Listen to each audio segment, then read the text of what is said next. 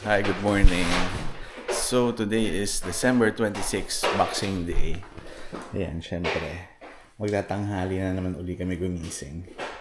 Dahil kahapon, medyo late na kami nakauwi. Dahil nagpunta nga kami dun sa bahay ng kaibigan ko na si Kumara. So, siguro mga 11:30 na rin kami natapos. And then, mga 1 hour din kasi yung biyahe. Ito si Jamie. Ngayon pala nagliligpit. Nagkakainin ba tayo? Oh, yung mga sinaron ni Kumara for us. Ayan, so kain muna tayo. Dahil pare-pareho na tayong gutom. Ayan, itong dalawa. Gustong-gusto nila yung nakuha nila. Ayan, si Sky sa bahay. Naka-headphones. And then, ito rin si Enzo. Nasa bahay din. Pero yan, naka-reload din. You can do it. You can share and play with it together. Do you wanna go out? And kahapon, nag-Christmas party na yung pamilya ko sa Pilipinas. And binigyan niya itong dalawang maliit ng regalo ng tita ko. Oh, Enzo and Sky, you say thank you to Lola Cynthia. Thank you, Lola Cynthia.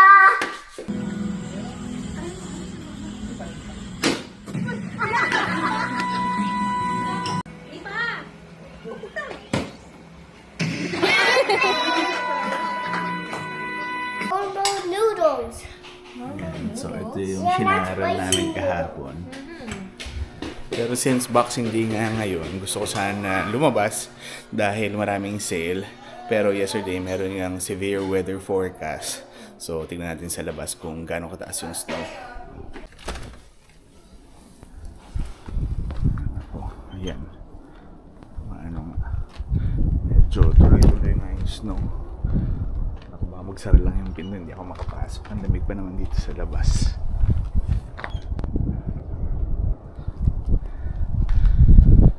Ayan. Pero at least yung kotse, hindi ganun ka-covered. Pero yung kalye, ayan, hindi pa siya nalilinis. Kasi yung forecast nga, dire-diretso siya hanggang gabi na ata. So baka linisin nila to ng one time lang kapag medyo tumigil na. So hindi ko alam kung makakalabas kami kung ganito yung condition ng kalye. Second attempt. Check ko kung makakaalis kami. Ganyan, mukhang malabo na. Kasi hindi snow yung bumabagsak. Para mga small pellets na ng ice. Buti na lang, hindi ganun kalaki. Kasi na-experience ko before, yung mga malalaki talaga. Para hindi ma-damage yung sasakyan. Sakit. Pasok na tayo. Hindi na nga kami nakaalis ng bahay today. Inabot na kami ng dinner. Anong dinner natin? Porchetta fried rice. Trena?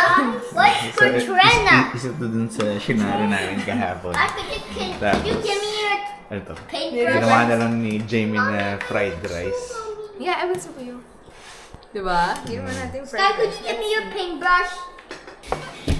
You want this one? Di ba you ate sweets na? I want that one too. You ate chocolate na I earlier. have this one. Ito, hindi ako naririnig. You ate chocolate na earlier, di ba? No. I think you have No. amnesia. Whenever you're eating sweets, you get amnesia. Nakadalawa to ngayon na. Is it good, Sky? Ha? Ito, ang laki oh. How about you? Did you eat sweets earlier? No? That's your first sweet for the day? Yan, tapos ako kumain.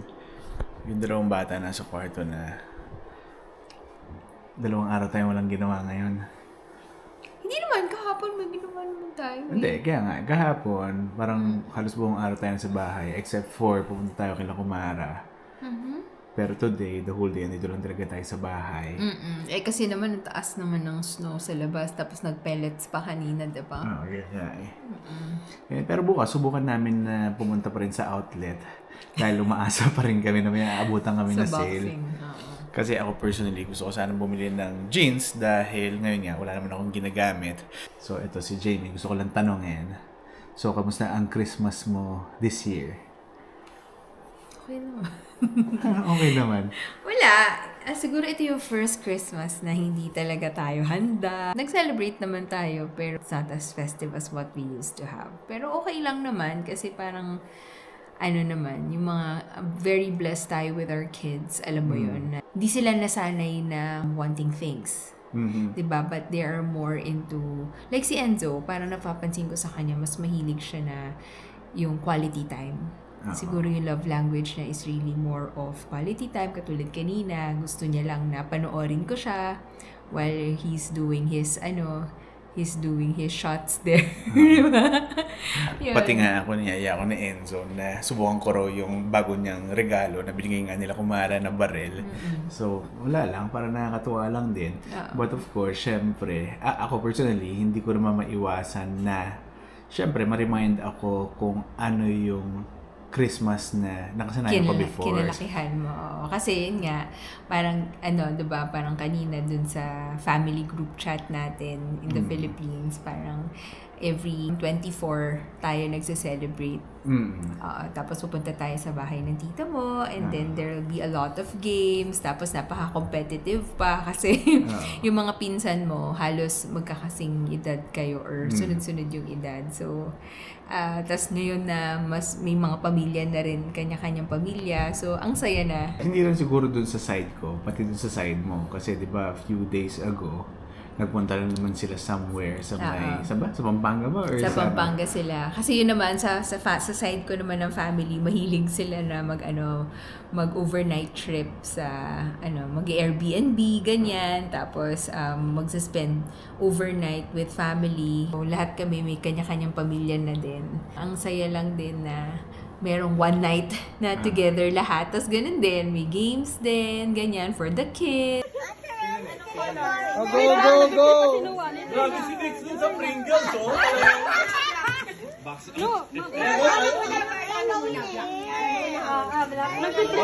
Wait lang. Okay, one. Oh, grabe. Bakit ito nakasabaw?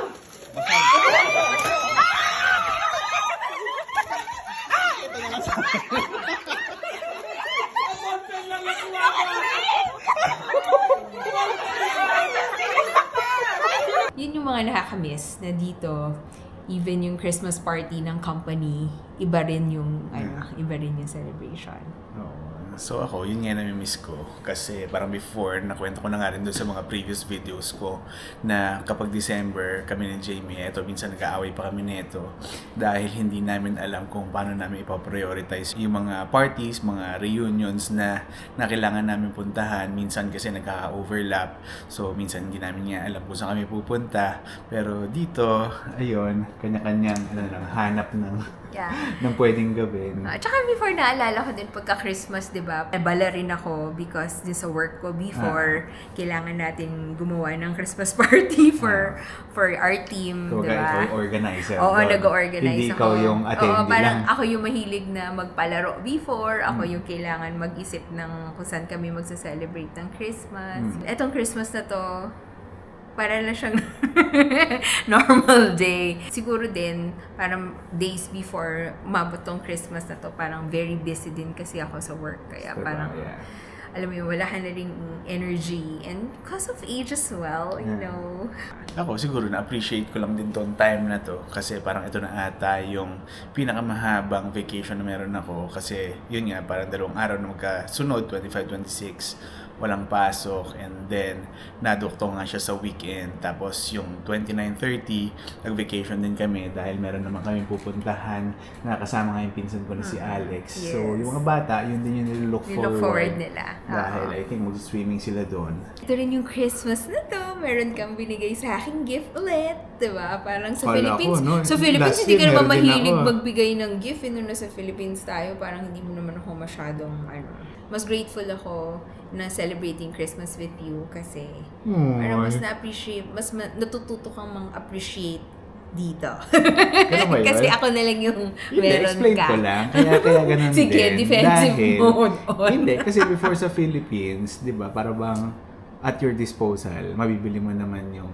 mga gusto mong bilhin. unlike dito, sobrang ano natin, parang medyo nagtitipid tayo. So, binibili lang talaga natin kung ano yung kailangan natin. So, sobrang bihira lang. Siguro kapag may occasion lang, that's the only time na nakakabili tayo ng kahit paano yung wants natin. So, this time around, konting wants. So, Pero thank you so much kasi ang sweet mo na nakapag-pull off ka pa ng surprise, 'di ba? It's so unlikely of you na yun nga maggawa ng surprises. So na-surprise ako sa surprise mo talaga. Thank you for that. it's been 3 years na nga rin na nag-celebrate ako ng Christmas ng ganito. Pero no first year ko nga, mag-isa lang ako. And then yung second, dumating na nga sila Jamie. Pero siguro, normal lang na kahit pa paano, medyo nami-miss ko na rin kung paano ko sinaselebrate yung Christmas before. So hopefully nga na ma-PR na nga tayo soon para magkaroon naman tayo ng chance. Kasi ako, plan ko nga na kapag na-PR nga, gusto ko sana umuwi sa Pilipinas kahit na magbakasyon lang. Oh, Yun bakit? pala ang first trip natin. Umuwi tayo ng Pilipinas. Hindi naman, pero depende kasi, di ba? Parang kung hindi pa clear yung pagiging PR, wag na lang muna dahil Kaya kapag nga. napauwi tayo. Ang saya siguro nun for my dad kasi yung sister ko from the US, uwi siya sa Pilipinas. So if ever na ma-PR tayo next year. Uuwi rin tayo.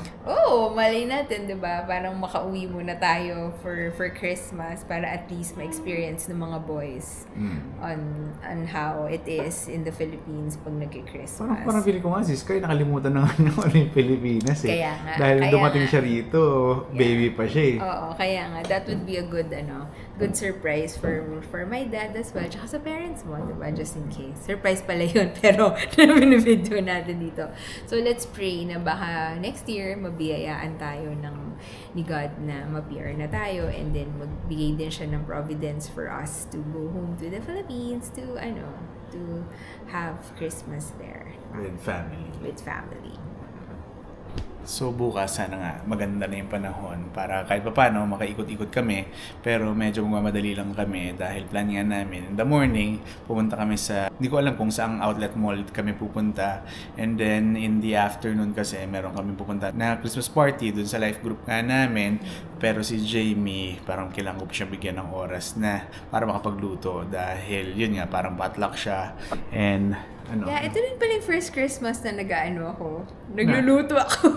Diba? Parang, kasi last Christmas, naki-Christmas tayo sa iba. Pero this year, ako nga nagluto. So may mga, may mga nangyari? kitchen scars ako dito. Kitchen scars. Ayun yung mga, napasok? talsik, ganyan. Masakit pala siya. Yun. It's a new experience for me to prepare for friends and family. Cooking something for them. Yun nga. Yun, so tomorrow, hindi namin alam kung ano pa yung mangyayari. Pero for now, matulog na kami dahil maaga pa nga kami bukas. So ikaw, plano ko nga bukas. Gusto mo mag-breakfast tayo sa McDo? Sweet mo naman. Hindi, Lahat tayo? Oo, para gamitin natin yung mga naman. yung mga gift card na nakuha nila. Yeah. Dahil si Sky kanina, nangako siya sa akin. Sabi niya Iti-treat daw niya ako ng McDonald's. Confident nila, no? Akala nila unlimited yung yung card. yung card na meron sila. Totoo yan. So, yun nga yung mga simple joys na nakakatuwa sa kanila, no? Parang hindi man but it's simple gifts, pero para sa kanila, parang sobrang na yun, extravagant na nabigay mo, sobrang special for them yun. Kaya nakakatuwa yung ganung pag-uugali nila, no? Sige, breakfast tayo. Tingnan natin kung maaga tayo magigising. Yun nga. Kaya hanggang dito na muna uli. So again, thank you for watching and I'll see you in the next video. Bye!